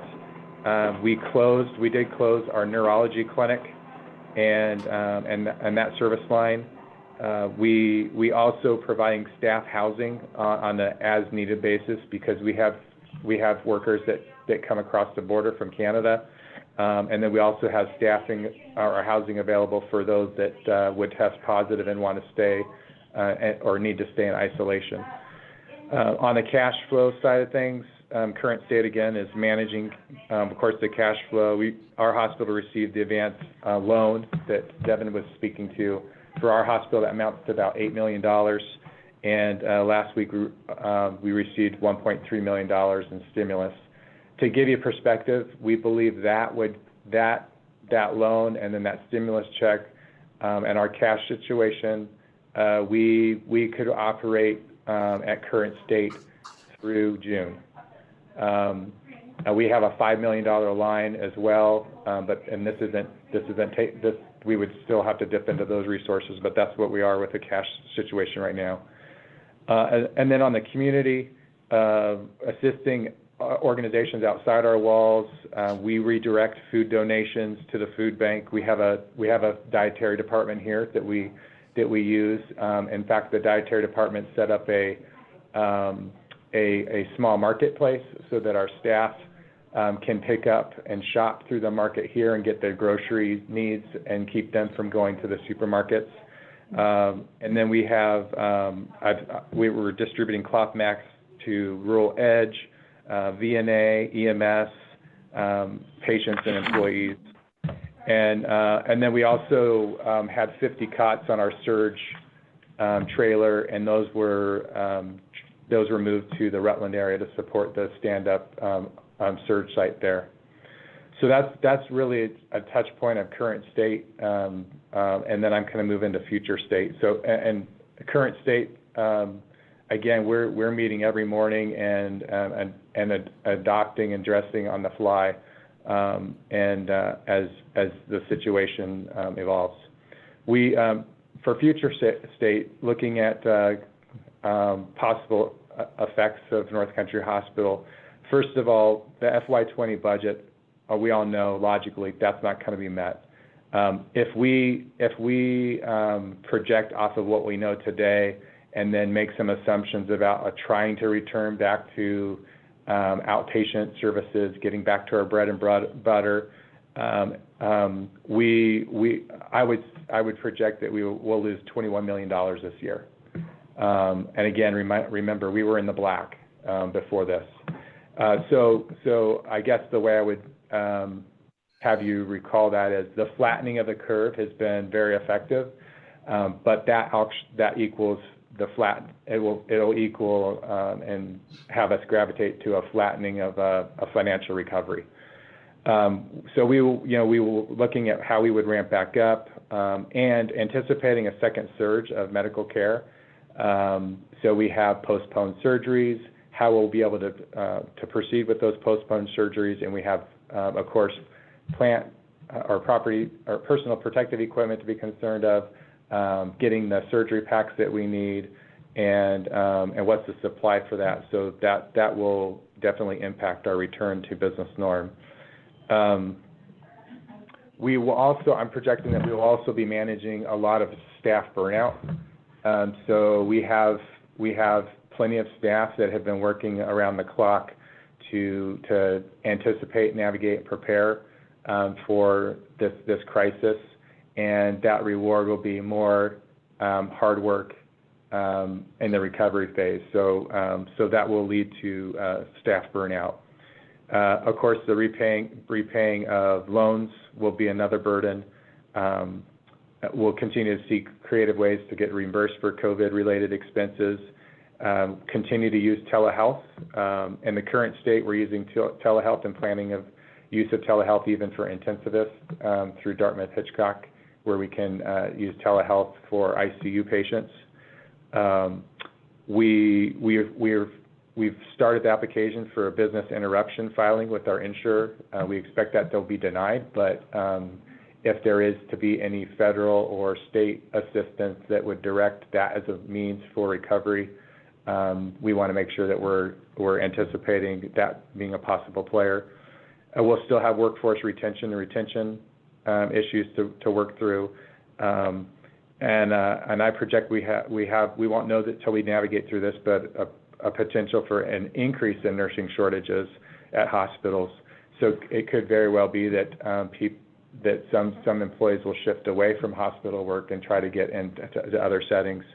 And again, pre, current, and post, we'll still be dealing with medication shortages. So in closing, here's just my list of suggestions for what we need from our legislators.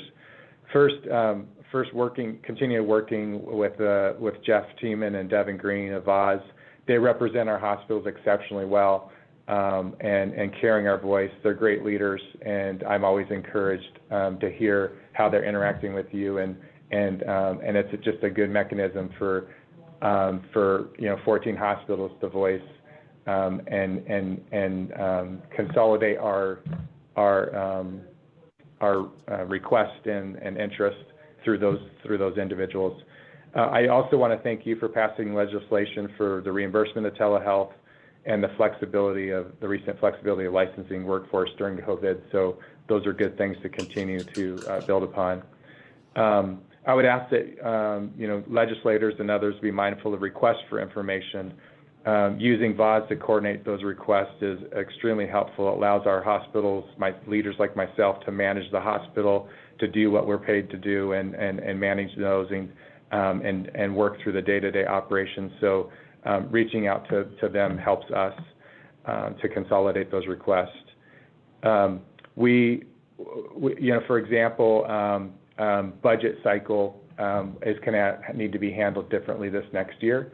FY20 budget is out the window, and if we reflect for a moment how many thousands of hours were put together and projecting what our FY20 budgets would be and going through an approval process that took months, and then now we'll spend. So now that that's behind us, we need to look at what the FY21 budget process is and how can we focus more on real-time work and projections. So, for example, managing our hospitals by days cash on hand, debt service, operating margin, staff turnover, use of locums, really conception looking at a 13-month. So how did we perform last month? How do we expect to perform in the future month? How do we perform in the same month a year ago? So that's what I mean by actively manage. And that allows us to repurpose that effort to do an active management than too much forecasting and then 6 months from now that work unravels. So we'll continue to focus on federal relief, as Devin had mentioned before. I dropped on the call. Local consideration, the provider tax. Maybe there's some opportunity there. Our hospital pays $4.7 million a year, and through the DISH revenue, received back $900,000. So that's about a net of $3.7 million in expense. We also had a lot of good work that many of you were a part of with the material covered under Laura Pelosi's leadership with the Rural Health Task Force Workforce Subcommittee. And there's good actionable material in there that, with the pandemic, it underscores our need to increase our focus on workforce. So things in there include interstate medical license compact, tax and loan incentives for attracting healthcare workers, expanded use or continued use of telehealth and reimbursement for those services. So those are some quick laundry list things that in my brief time that I had to think about this, that I would just share with you from my perspective. And then I'd like to pass it off to Frank to give him a few moments to share a few remarks, and then we'll take your questions. So thank you. Brian, I just want to say thank you. You're passing it to Frank, but this has been very clear and consolidated testimony. Thank you very much. Yes, thank you. Oh, thank you. My pleasure. Much appreciated. Hi.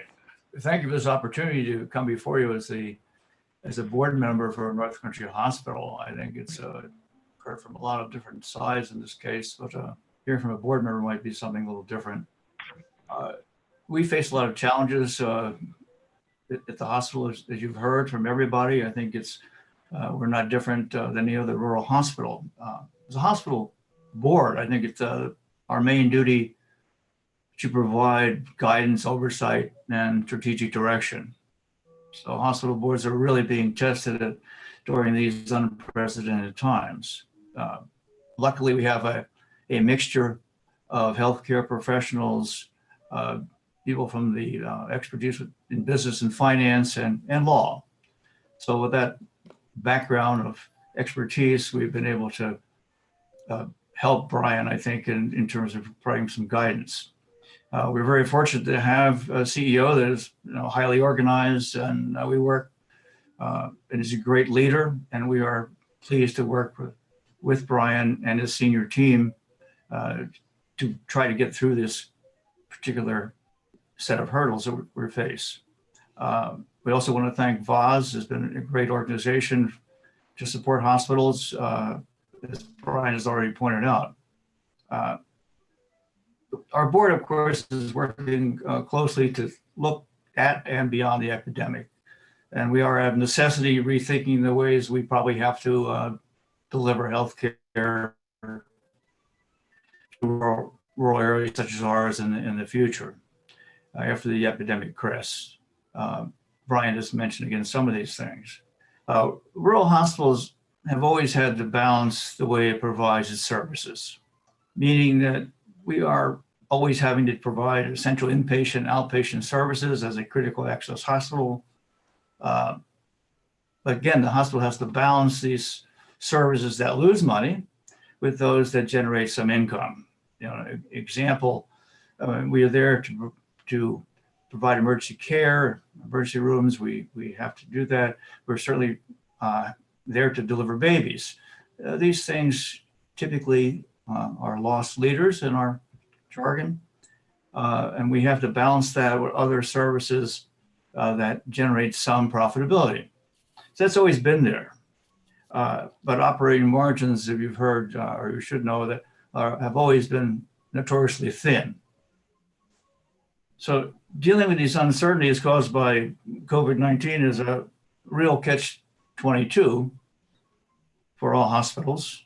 Hospitals want to do everything that is possible to be ready for a rise in COVID-19 patients. But this preparedness requires a lot of resources in terms of labor materials. And that means the readiness results in very large increases in unbudgeted expenses. On the revenue side, the hospital is sidelining most of the income producing service lines. Heard Devin and others, of course, confirm that, to prepare for the safety and treatment of incoming patients while maintaining safe operating conditions for all its staff. And the financial cost for this catch-22 for North Country Hospital, I think Brian has already mentioned, is north of $20 million through September of this year. So when you compare that loss to our 2019 operating income of just over $1 million, the question becomes one of survival. And we are one of only 14 hospitals in Vermont.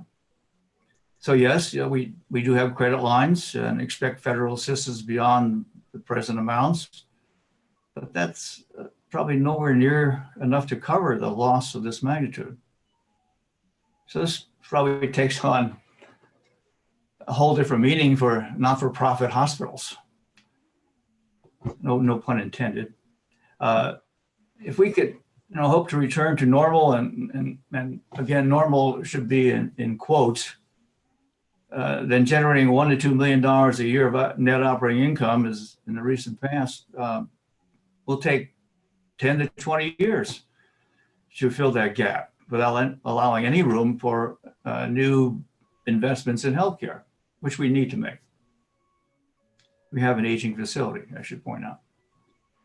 This is why hospitals need your support for all the financial assistance and relief possible to navigate our way back. We are also likely need your support to possibly change the way we provide healthcare in the future. And again, Brian has touched on some of these things, telemedicine, et cetera. specifically, I think from my side, I could probably emphasize some things that are maybe difficult for others to mention, but some of the suggestions in terms of relieving administrative burdens, this, again, specifically removing the Green Mountain Care Board's cap on our net patient revenues. This has been a kind of a bone of contention, I guess, for boards, and as we look at, trying to make our way forward and this difficult balance of services we provide, to have a cap on our net patient revenues doesn't seem realistic, especially now as we try to recover, or we will try to recover from the current situation. So that's extremely important. Again, the Green Mountain Care Board, we'd like to reduce the hospital dues that we contribute to that. Of course, this year, 2020, that formula that for the Green Mountain Care Board reimbursement will be not met in terms of the budget not being met. But again, the burden going forward in the future should be reduced. From the board side, I think it is our duty to govern more, and we should assume more responsibility in local governance. And I think we're prepared to do that and step up to that. And I think that's something that should be considered overall. Again, to emphasize reducing the administrative burden, anything the legislature can do to oversee that and see that our legislative burden is reduced. And we will understand that we have to keep a good series of checks and balances in place, but emphasize that easing or eliminating some of the layers of administrative burden is essential. So with that, I want to thank you all for your service and for the committee for having us today. Thank you, Frank, very much. Very helpful. And from the other side of the table, very, very important. Thank you. Representative Durfee has a question. Thank you. And it's a question maybe for Brian, but I wanted to get it in before the two of you signed off. And it's also a broader question for Devin, going back to, so moving just for a moment from the financial concerns, which are obviously critical, but going back to the point that Devin made earlier, I don't know whether two of you were on the call at that point about concerns about patients foregoing care and the PSA that the associations put out. Are you seeing in North Country any negative outcomes in the community from people who might not be getting the care that they would otherwise be able to get? So my answer today, thank you for your question. My answer for today would be no. But we are seeing an increase, and I expected this would happen, some more increase in mental health need. Ironically, the flu season is almost all but done because of social isolating. So that's actually a positive thing. It doesn't help our inpatient volumes, but so there is some positive, negative. But I think for the most part, we probably are doing maybe 60 to 70% of primary care business that we normally would do, and trying to manage through the telehealth. And so that's keeping us in tune with what the needs are, and people are getting their meds refilled. I think it's just more of how long, this goes on. It would be more apparent of that people foregoing healthcare. Does that answer your question? Okay, I got the thumbs up. I can't see your thumbs. Thumbs are up. Happy to answer. Yes, Yeah, thank I'm happy you. to. I couldn't get unmuted there for a minute, but thank you. Yeah. I have a question. You indicated concerns about running short on medications, and the Senate committee has recently taken testimony about the availability of such things as hydrochloroquine, which has been touted as therapeutic for COVID. At the same time, we don't want to eliminate the availability of those types of medications for patients who are have chronic conditions and need them. Have you seen any challenges with respect to some of the medications? I believe the Office of Professional Regulation recently set out a list of some of the medications that are of concern that would be used therapeutically for COVID, but at the same time might need to be kept available. Is your pharmacy seeing any issues associated with those types of medications? Yeah, thank you for your question. So first I would, in my remarks, what I want you to understand is that medication shortages is something we've dealt with pre-COVID, and we expect to deal with it post-COVID. So it's something we're very familiar with.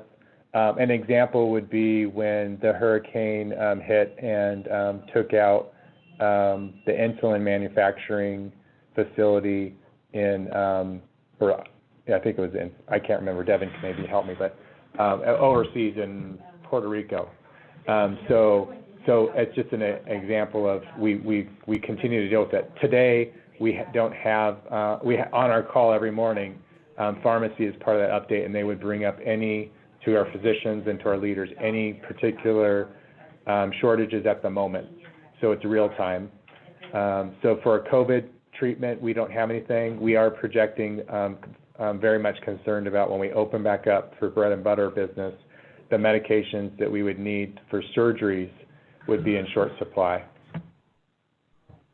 Okay, thank you for that. And any suggestions that you or your pharmacy might have, probably we would like to hear them, but I think they also go to the Office of Professional Regulation. So any help that we can offer, get your information to Devin and she can send it off to us, would be helpful. All right, thank you, happy to. Any other questions? No further questions for Brian or Frank? Well, thank you. Woody has a question, and Anne Marie. We have Woody and Anne questions. Marie. We have a question from Representative Lippert and Lucy and Anne Marie. To me, good morning. Can you mute your mic when you're not speaking? Thank you. That was good. Let's see, who was first on that list? Bill, you were actually first on the list. Well, I was wanting to ask a question of Devin afterwards, but I think Woody had his question at this time. All right, go. Okay, it has to do with the treatment of prisoners. How are you handling the treatment of prisoners at North Country? Sure. So first of all, we went with the transportation of prisoners to St. Johnsbury. Sean Tester, the CEO at NVRH, and I have been close in communication of what their surge capacity is. And over the weekend, we were going back and forth and just kind of game planning if they had a surge from the prison. We have an understanding that we would be there to assist and they could send patients here. The plan A is that those patients would go to UVM. So we technically are plan B, but as far as the treatment of prisoners, it depends on their state. So if they need to be accompanied and they're awake and alert, then we would work with the guards to protect them, give them the protective equipment and have them on site. But if it's a situation where they're going to be unconscious and vented, then we won't need them to be on site because the patient obviously is in a dire situation. And so they would not be, we would not have security with them because they would be sedated. And that's my quick answer.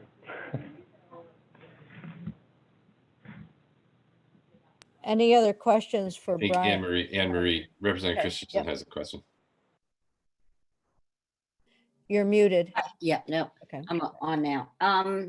The medications you were talking about, a shortage of those for surgery afterwards. And we hear national stories about not being enough sedation in some places for people on ventilators. Can you say what the shortage is due to? Is it big demand around the country, or is it a shortage of supply? I'm not the industry expert on that, so I couldn't tell you the source. But what I can assure you is that our staff, our surgery staff, physicians and clinicians are involved in dialogue of what to do in case of shortages of like propofol and other such anesthesia drugs. Thank you. Yep. And I'd just like to add that Devin Green from VAS, that we are working with our federal delegation and FEMA on this issue in concert with the New Hampshire Hospital Association and the Maine Hospital Association. Thank you. Representative Houghton, did I see your hand up? No, okay. Did anyone else have a hand up for Brian or Frank? All right. Before, Bill. Well, I just wanted to say, I appreciate the amount of time that you've given us this morning, and it's been helpful and informative. So I appreciate the demands on your time, and thank you so much for giving us your attention and time this morning. Absolutely. Thank you very much, both of you. Yeah, you're welcome. We have plenty of good people here stepping up and at the ready to serve. So thank you for your service and your support. Well, thank you and good luck. All right, bye. Thank you. We had 3 people lined up to ask Devin a question. Bill, you were first, and then Lucy, and then Anne Marie. I think that's the list I have.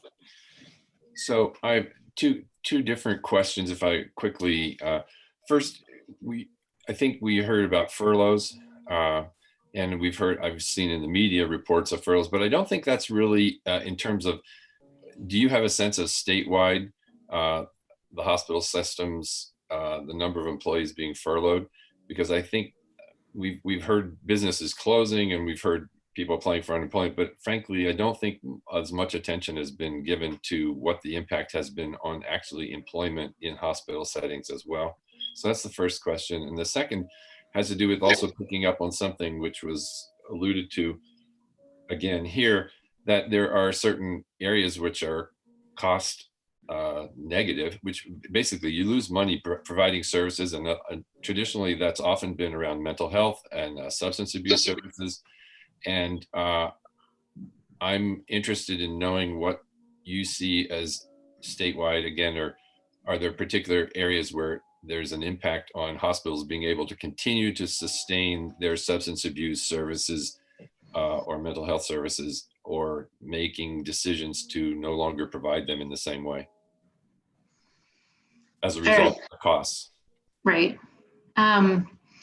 So the first question on furloughs, I think hospitals are looking at ways to reduce costs, and at this point they are either asking, I would say that everyone is stepping up in a big way, and some hospitals have asked for ways to reduce costs, and some hospitals are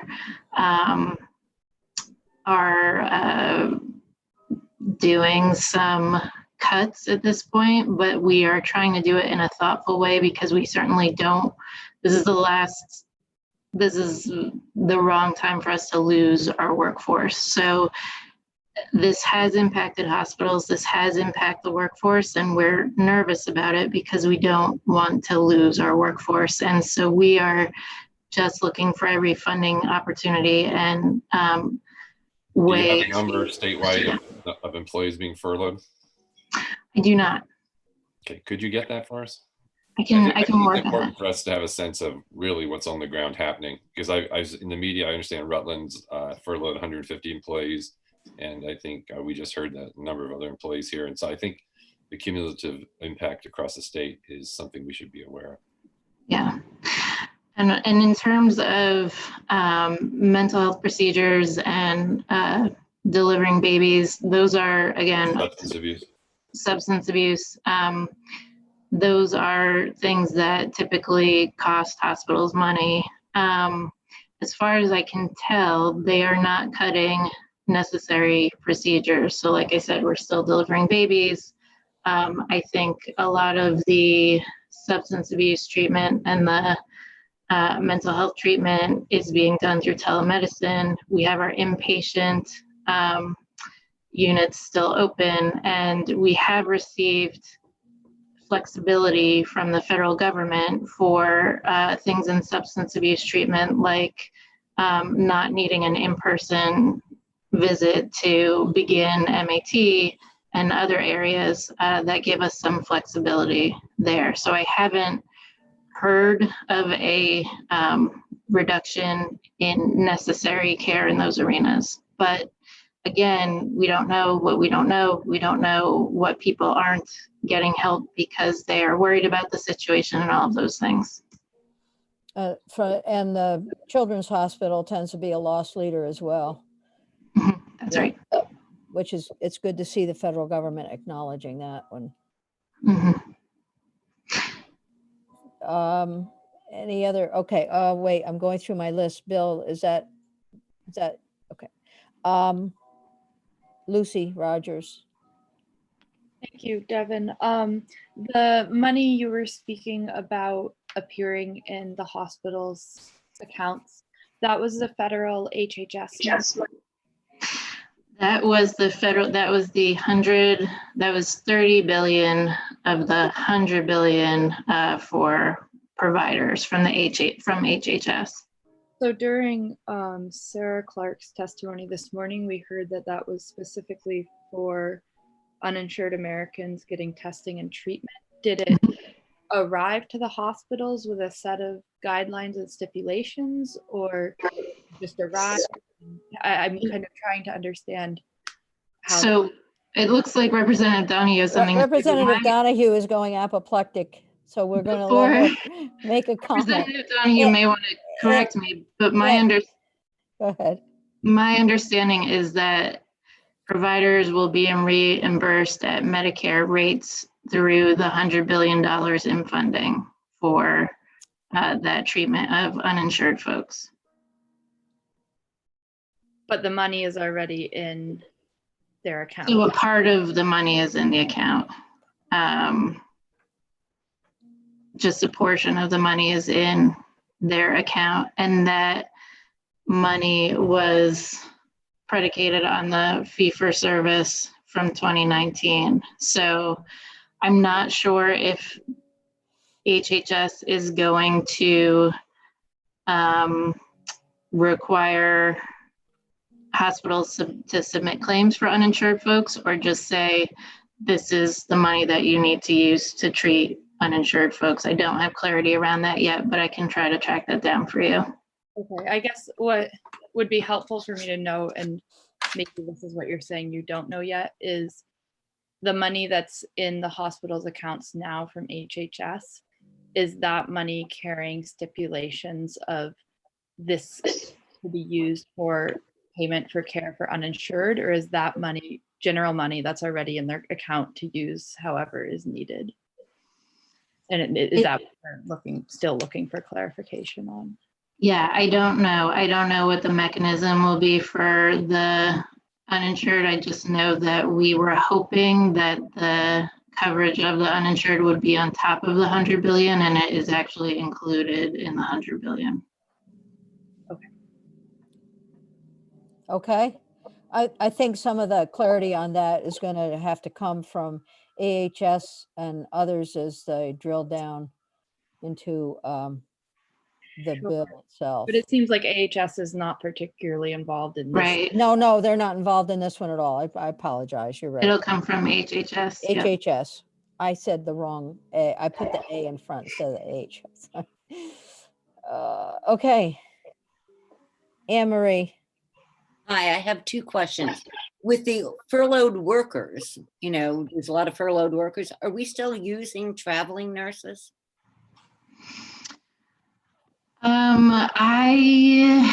I don't know the answer to that question, but I believe that we are still using traveling nurses. Yes. I see people shaking their heads, yes, so they. And now that I think about it, now that I remember back, sorry, I didn't initially know, but yeah, we have been using traveling nurses, and it is not optimal. It's not optimal. No. It's too bad. My other question is, are there some, where everybody seems to be prepared for the surge, are there some hospitals that have no COVID patients? And are there hospitals that are at capacity? So I don't believe that there are hospitals that are at capacity. And in the surge phase at this point, I don't know the latest from today. If there are hospitals with no COVID patients, but I do know that there are hospitals with one or a few COVID patients. So it is entirely possible at this point that I would have to check on whether or not there are any hospitals without any COVID patients. Hey, Devin, I'm still on, so I thought I'd chime in here. Thank you, Brian.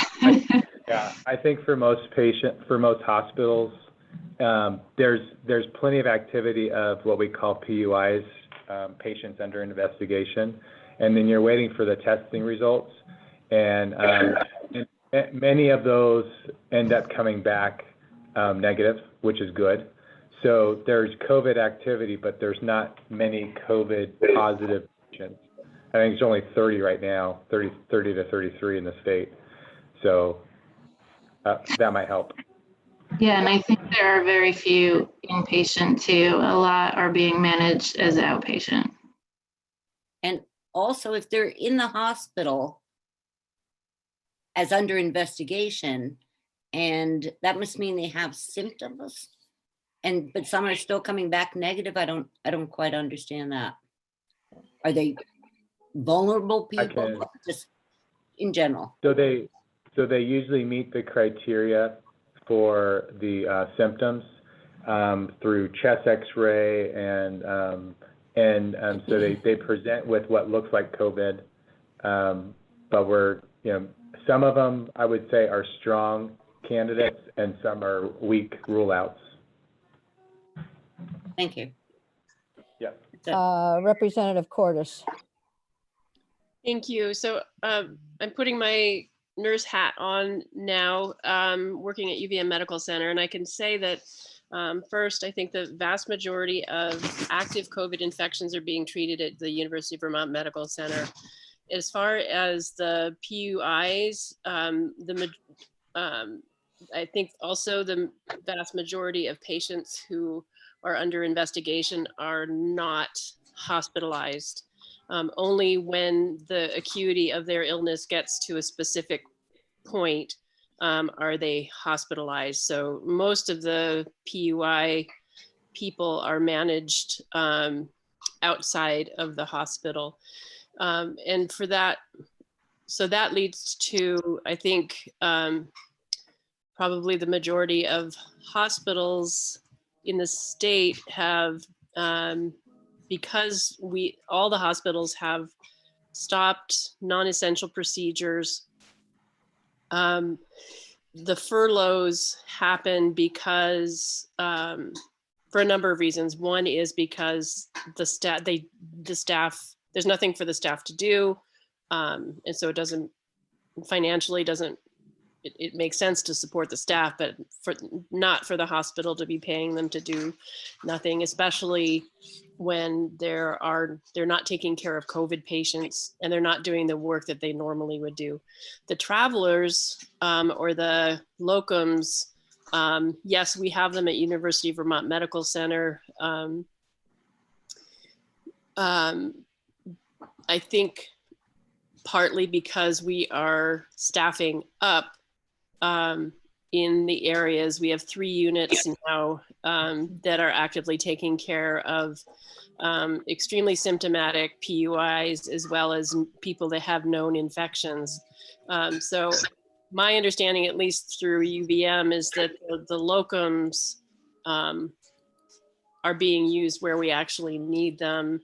And for the most part, people are not being furloughed and then replaced with travelers, if that makes sense. There are places in the hospital, so that there's another consideration is a nurse is not a nurse is not a nurse. So there are nurses who whose work and skill base would not be appropriate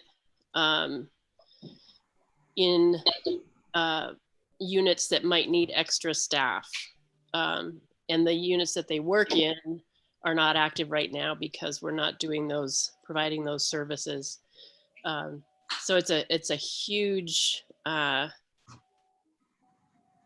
want to say a jigsaw puzzle, but I was gonna say juggle. Sounds like a juggle. a lot juggling, yes, Yeah. a lot of juggling. And I think for the most part, I'll just reiterate, the people that are being furloughed are not, I don't think are being replaced with travelers. The travelers are going where there's an actual need. Would you agree? I see you nodding, Devin. Would you agree? Yes, thank you, Representative Cordes. That was really helpful. All right. Other questions? Wow. Thank you.